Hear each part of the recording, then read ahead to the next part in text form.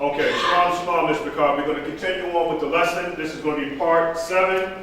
And again, all of this is going to tie into 1 Kings when we actually get into it. But I want to, again, set the stage so that we can get a full understanding of what's going on. And I also want to show the importance of our women in Torah and what is their role and their responsibility. Because we don't teach here that women are insignificant.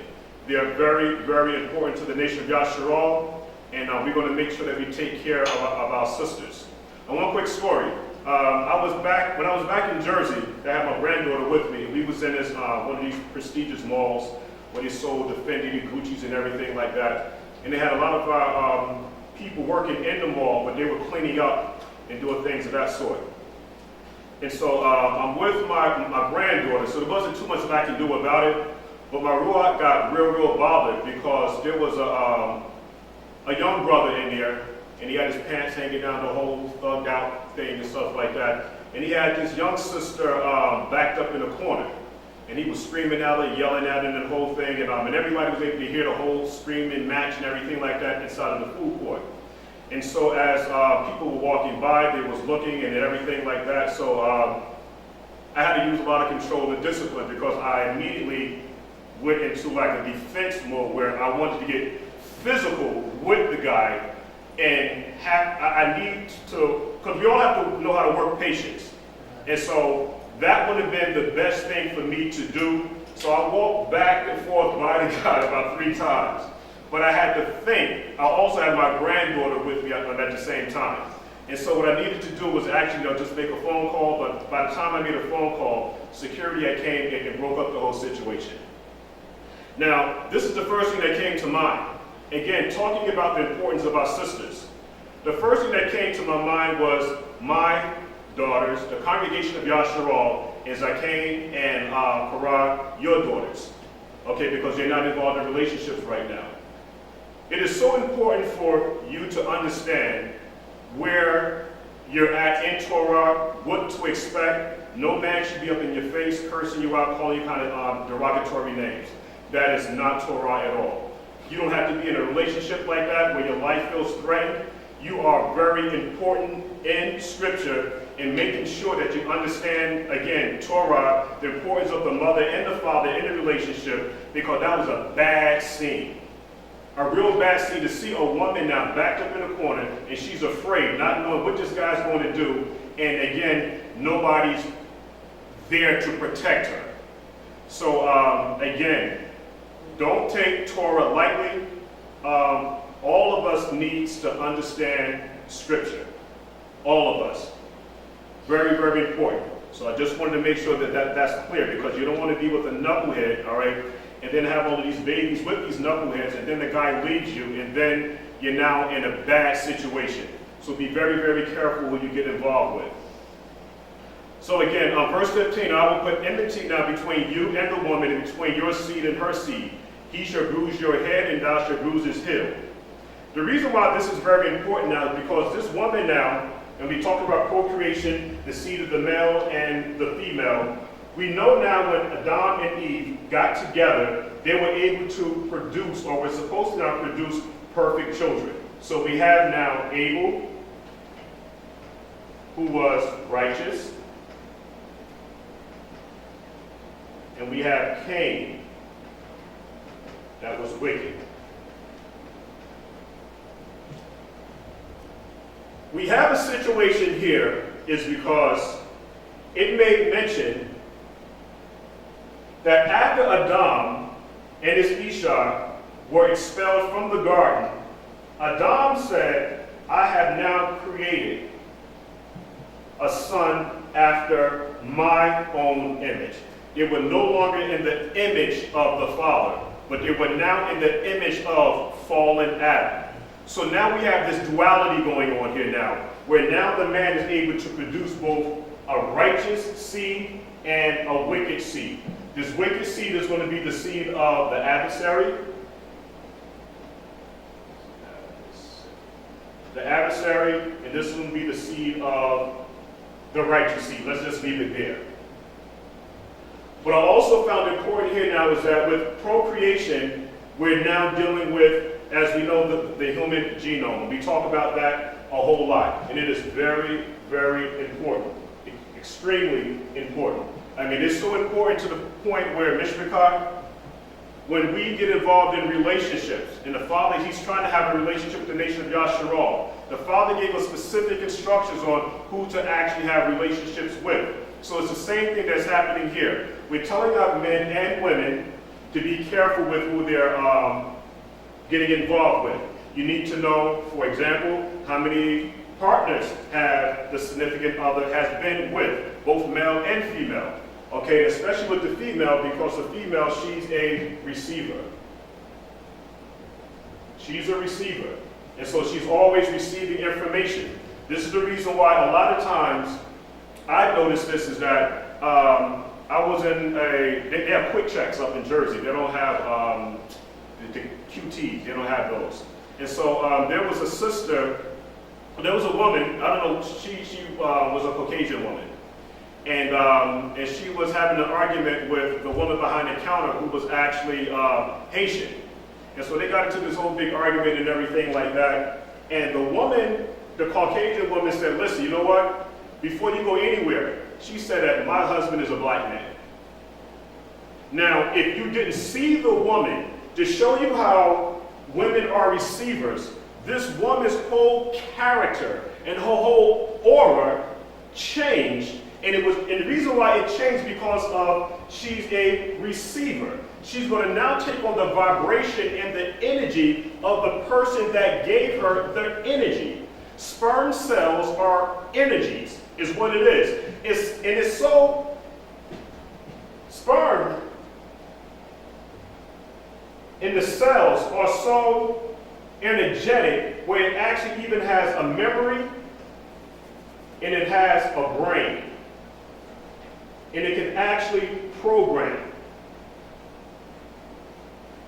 And I've seen the situation work the other way.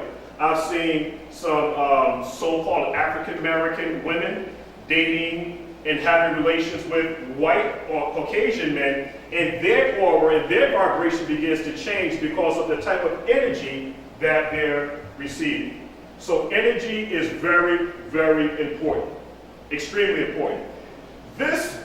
The sperm cells and this energy is so important is that even after the relation of the intercourse has stopped, even after they clean up and everything like that, the sperm cells now can still actually stay inside of the woman anywhere between 3 to 5 days. And that's going to be very, very important. These numbers here, 3 to 5 days. Now, when we look at Mary, Genesis 3:15, the promise is coming through a particular woman. This particular woman is Mary, that's talked about in the book of Matthew, the 1st chapter. This woman here is a virgin. Virgins are very important. The reason why, because this is a vessel that's never been used or that has never had intercourse with a man before. And so we now see salvation now coming through this woman, Mary. But more important now is that this woman, Mary, is of the bloodline of David. That is very important. Mary is of David's bloodline, his lineage, his seed. Seed is very important. The scriptures is talking about salvation, seed, lineage, heritage, all the way from the very beginning. That's the Father's salvation plan. This is the reason why the Father talked about the house of David, the seed of David, the covenant of David, the promise of Abraham, of faith. All of these covenants that the Father is making now is all based upon seed. It's all based upon seed.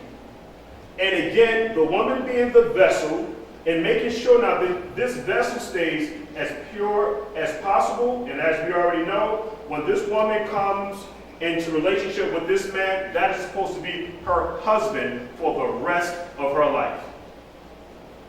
The rest of her life. She is not built to have relations with man after man after man after man. She can't do it. It's not clean at all. And the reason why it's not clean, because every single woman has what they call a pH balance. And this is all science and all genetics. We learned all of this in high school. And we can find this in Scripture.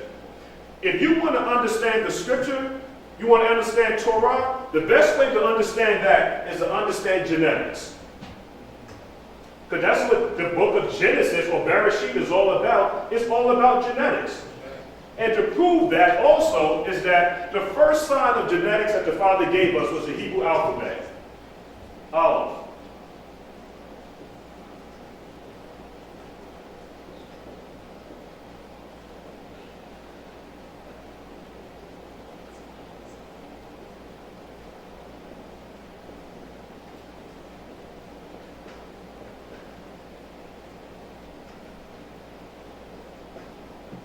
That's the human genome right there. That's genetics. On this one, 1, 2, 3, 4, 5, 6, 7, 8, 9. 23rd. Oh, the 23rd one now would be that one right there. That makes the guttural sound. And that's actually the 23rd right there. And I just found that interesting because each one of us now, when it comes time to change genetic material, each party is given 23 chromosomes, giving us now 46 chromosomes, which we know now to be the perfect human. And like we had talked about last 2 weeks ago, 47 chromosomes is what? So Down syndrome. Right too far down. Down syndrome. It's Down syndrome, and 48 chromosomes is a chin. That's a chin. All right. So again, this will be my pictographs. And this type of Hebrew writing is different from the other, the Aramaic. Hebrew in its original form has more force. So when we begin to look at it from this perspective, this right here, I mean, this doesn't even look like an ox. This right here looks like an ox head. So we see things beginning to change. But what I'm just trying to share with everybody is that the Hebrew alphabet is a genetic code.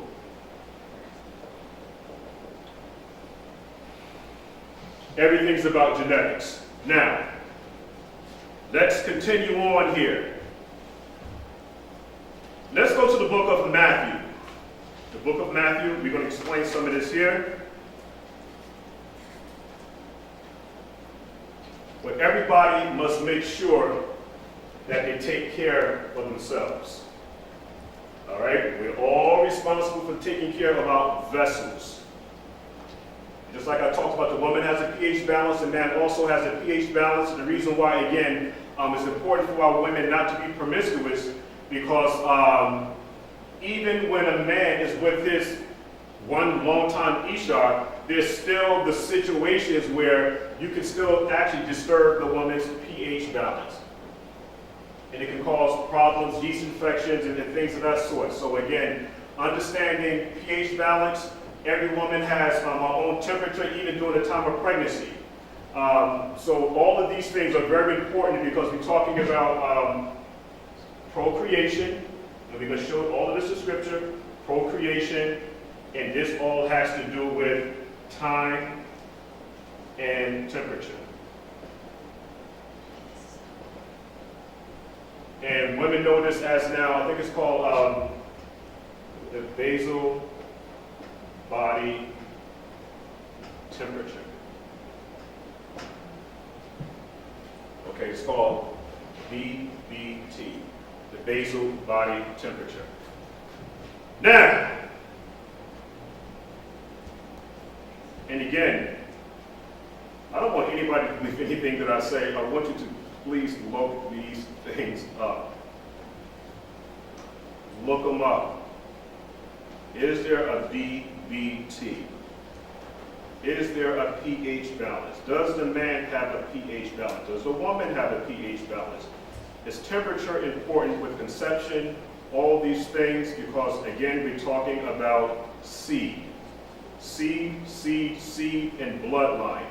Nothing has changed but our different captivities. Yes. When you talk about body and temperature, that's what they use for the rhythm method for ovulation. Exactly. 7 days out of the month where a woman can actually conceive easy Exactly, exactly. So you're absolutely correct, and we're going to talk about that a little bit too. So I'm glad you were able to see this. And again, this is all the mechanisms of how the Father made the body. It's a unique vessel, a very, very unique vessel. But the way that we maintain this is like Zakane and Zakar are always talking about. Diet is going to be very important.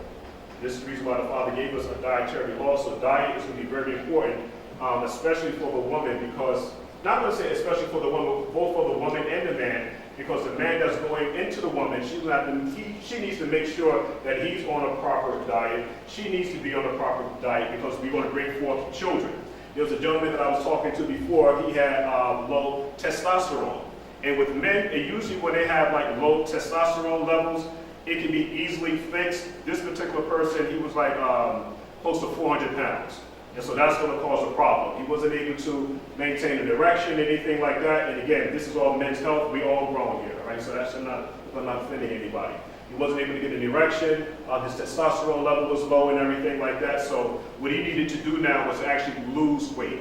The loss of weight wasn't actually doing the thing. And so as men, we know is that your undergarments are very important. You can't keep the scrotum, okay, close to the body. If you keep the scrotum close to the body, it's going to draw heat. The scrotum needs to be kept cool, okay? The sperm cells, which are produced inside the testicles now, they need to be kept cool. So once he was able to do this now, change his underwear, not wearing, like the Speedos, yeah, so you can't wear the Speedos, okay? You can't wear the Speedos now, so you're going to have to wear something a little bit looser to keep the testicles away from the body.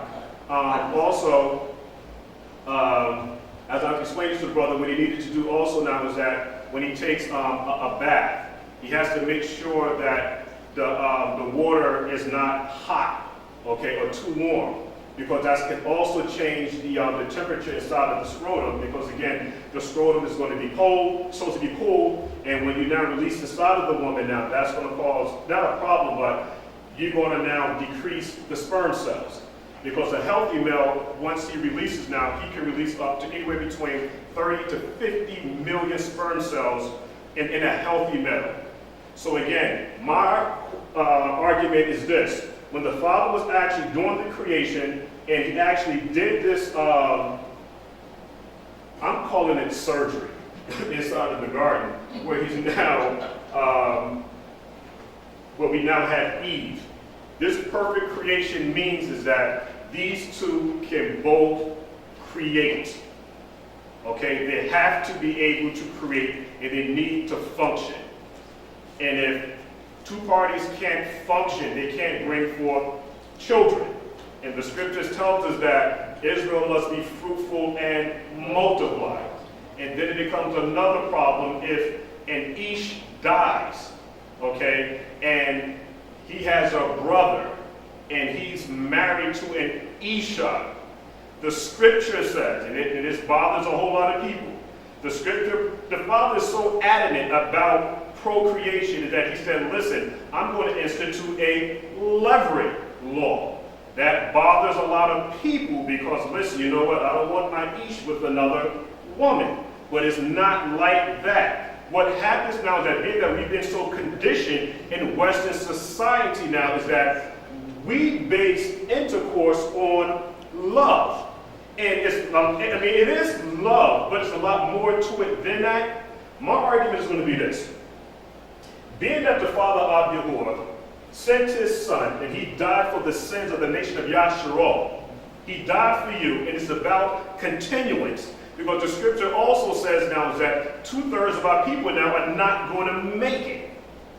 They're not going to make it. So if there's anything hard for us in the scriptures now, I guarantee you, you're not going to get to the kingdom and automatically you're going to understand. It's not going to work like that.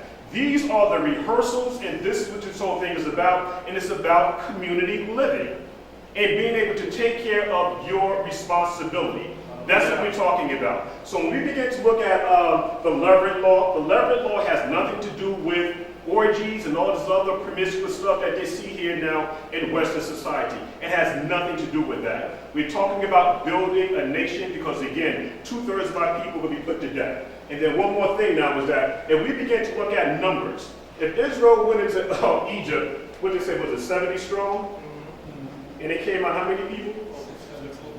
Over 600, how many? But the nation came out to over 2 million. Over 2 million. And how long were they in Egypt? Roughly? Let's say about, because it wasn't 400 years. No, It wasn't. 210. Okay, let's play with the number, 250 years. 230. Huh? 213? 230. 230? Okay, let's use a safe number. Let's use a safe number, 200 years. 230. Okay.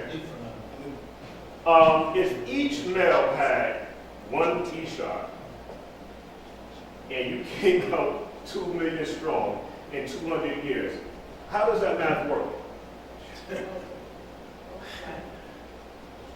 You can't count. It's like a star. Yeah, I mean, so this must have meant now that somebody, because even if we said that each Isha had 10 children, which is a lot, because this is going to be the thing too now, is that we look at the magnificence of our women, is that each time a woman is pregnant, her life is on the line. Every single time. Because we have an entity now that's growing inside of her now, and it is fighting to stay alive. Fighting to stay alive. And so there's so many changes that happens with a woman's body during pregnancy now. This is the marvelous works of the Father, Yahuah. And we're going to get into that. I'm going to jump too fast now. But again, Matthew, the first chapter, verses 1, I'm going to read. And the sister that I wanted to be here, she's still not here. So, wow. So, question. Sure. The surrogate, where a woman has another woman carry her seed, her egg. Is that something similar like the brother who dies now, he has to bring up seed in his brother's name? In his brother's name. So that's a new thing, but it's what they do surrogate, and you know, the way they do it now. If my brother died and in that way, he could have a seed. I would have to bring up a seed in his name. Right. So is that something like surrogate in a way? Exactly, because I don't know whether this is true or not. This is what I just heard. That Beyonce's last baby was done through a surrogate mother. Something. Did anybody hear that? That she didn't actually carry the baby. There was another woman that actually did that. I know that okay, I'm going to talk about it. Just like the surrogates. No, I ain't going to do that right now. I'm going to jump ahead of myself. I don't want to jump ahead. So but yes, even with the situation between Hagar and Sarah, Right. when Hagar had the baby, that baby now was supposed to go now to Abraham and Sarah. Okay, and so we know the problem now. Also, now we have first fruits of Bikurim. So she now knows that, listen, you know what? My son now is firstborn heir. He's a firstborn heir. And so now she don't want to give her son over to Sarah.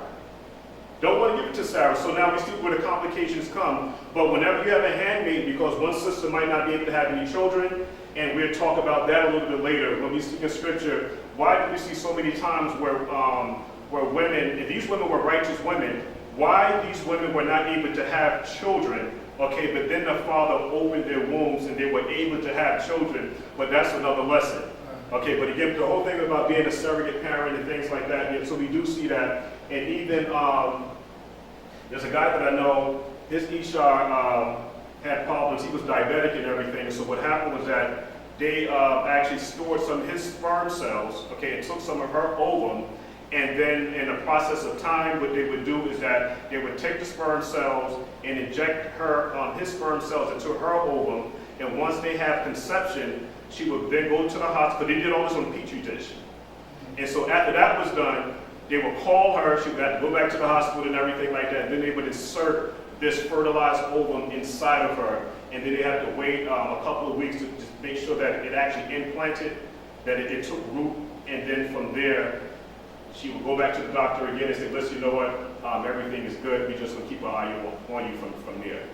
And you have, as you already know, you can even go to sperm clinics, and a woman can say, listen, you know what? I want a son like this. He has an IQ level of this, because the father played instruments, he was a mathematician, whatever the case like that might be. So she can pick what type of sperm cell that she wants to be implanted inside of her along with her ovum.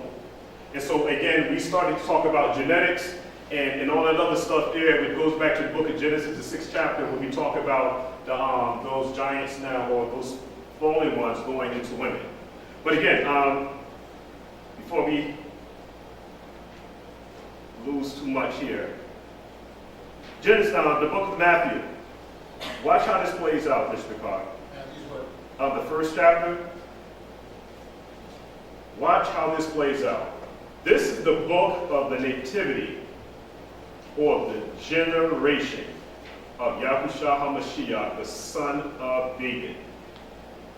The first word that I looked at, what was interesting, is the word generation, and it's the Strong's number 8435. And it's the Hebrew word taladoth, and the word taladoth means order of birth. Order of birth. The Brown's Driver Briggs, it has, the word generation means the account of a man and his descendants. The account of a man and his descendants. So when we read now Genesis, the 1st chapter says now the book of nativity of the Mashiyach, who was the son of David and the son of Abraham. And the reason why it says the son of David is because of... Right, exactly. So we see now the covenant that the father made with David, which was a covenant where we're talking about, just like Korah has said, now we're talking about seed and bloodline. That's going to be very important. And we see now Abraham, his covenant was of what? It was also the same thing, but I found it interesting that we're now talking about faith. Faith. But without going through all of this right now, now, we have in the book of Matthew, okay, we're talking about generation, the word taladoth, and that means, again, order of birth. The Brown's Driver Briggs, again, talks about the account of the man and his descendants. And we go down to Genesis, the 2nd chapter. I just want to make sure that everybody is seeing how I'm linking all of this up. Because the Sadabah, you're talking about bloodlines, you're talking about generations and seed and lineage. Where is all of this going? So let's see if we can shed a little light on this. Genesis, the 2nd chapter, the 4th verse. We're going to look at one of the first places where we see this word genealogy at. Okay, genealogy. 2 and 4. It says, or generations. It says, this is the book of generations, but I found interesting that the word is actually plural. The book of the generations of Shamayim and earth, which they were made in the day which Yahuah made the heavens and the earth. And then when it goes on to the creation, to show you now bloodline and seed, we begin to see another word. Everything was produced after its own kind. Kind means what? Species, right? Bloodline. It's the same thing. Again, from Genesis to Revelation, the covenant that the Father is making with us now is all about the species, the bloodline, lineage, and again, so that the Father's not leaving anything out, is that the Father is, even through all of this here, the Father is using the David's bloodline, okay, Mary, which of the bloodline of David, and we want to show something here.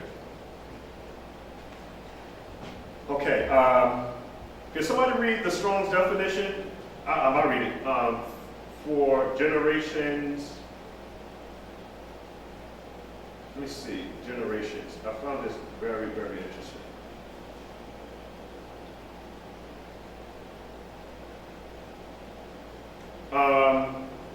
Generations. The Hebrew word study has a definition of descendants, results, proceedings, generations, genealogies, the account of a man and their descendants. Genealogy, a list of one's descendants. The Brown's driver's brig has descendant, family, a history, and a birth generation. So in the book of Matthew, the first chapter, we see a birth generation following a lineage now, describing to us in detail who the Mashiyach is. Now, here we go.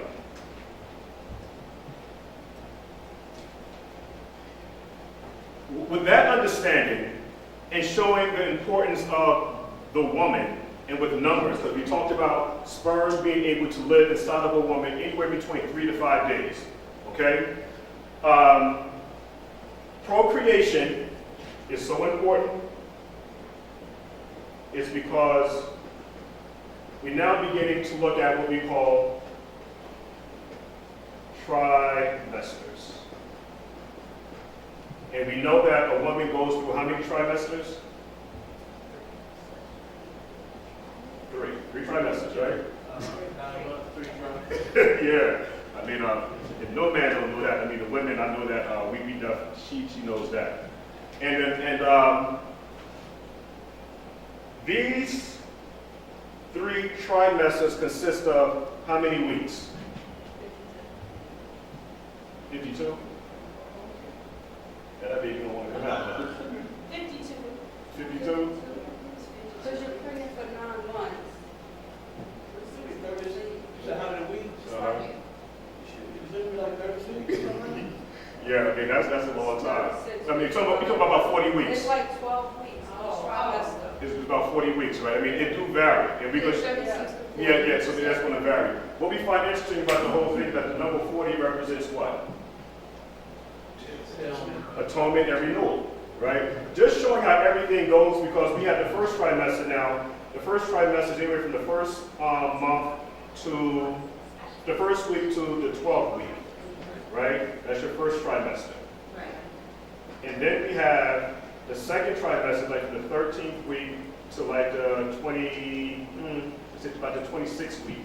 And then from the 27th week now until conception, which happens around the 40th week, is when conception or the baby is now delivered. Watch how this ties in with creation.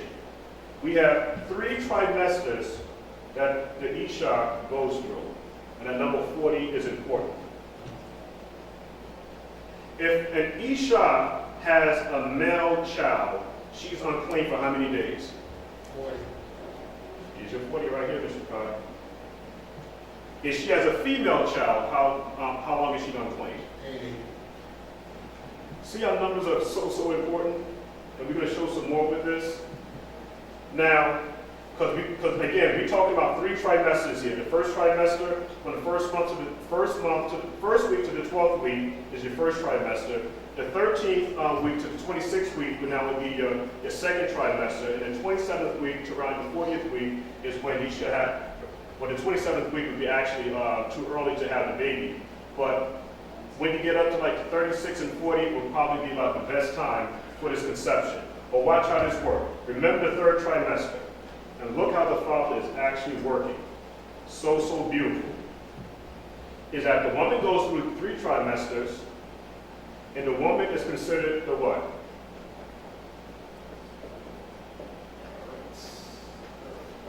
She's considered the earth, right? And the earth, or the moon now, or you can say the earth goes through how many trimesters? Spring, right? Summer, fall, winter. With the side of the earth, when is the best time to start planting? Right, during the fall. When do they say the creation started? During the fall. Conception happens when? During the spring. So you can actually see now 1, 2, 3 trimesters.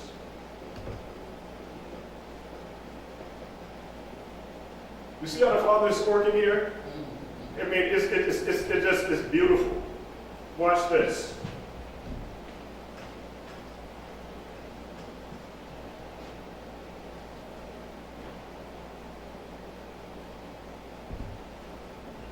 The moon, which is basically, its basic function now is to do with high tides and low tides, with water.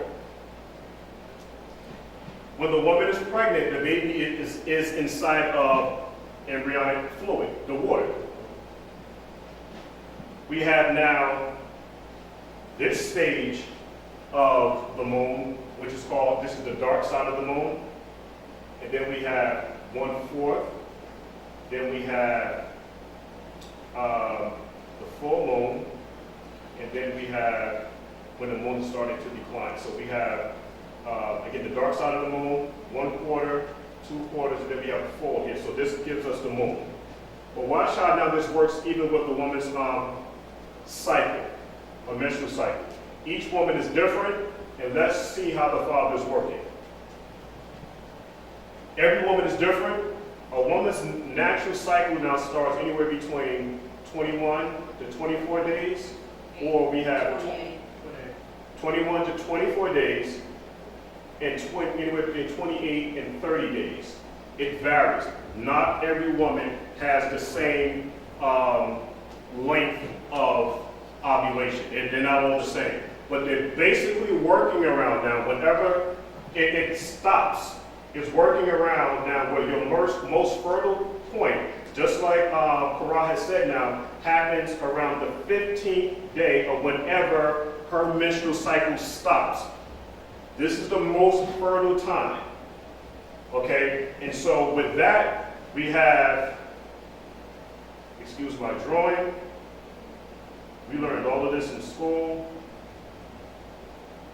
With the particles here, where we have the ovum, where we have this area here would be the uterus. And this is going to be, I'm going to show you the relation to this with the earth, because the woman is considered the earth, the eretz. Then we have the, I'm going to show it closed now. Then we have what they call the cervix. And then we have the vaginal area here. The woman begins, she's fertile. Let's call that point now spring.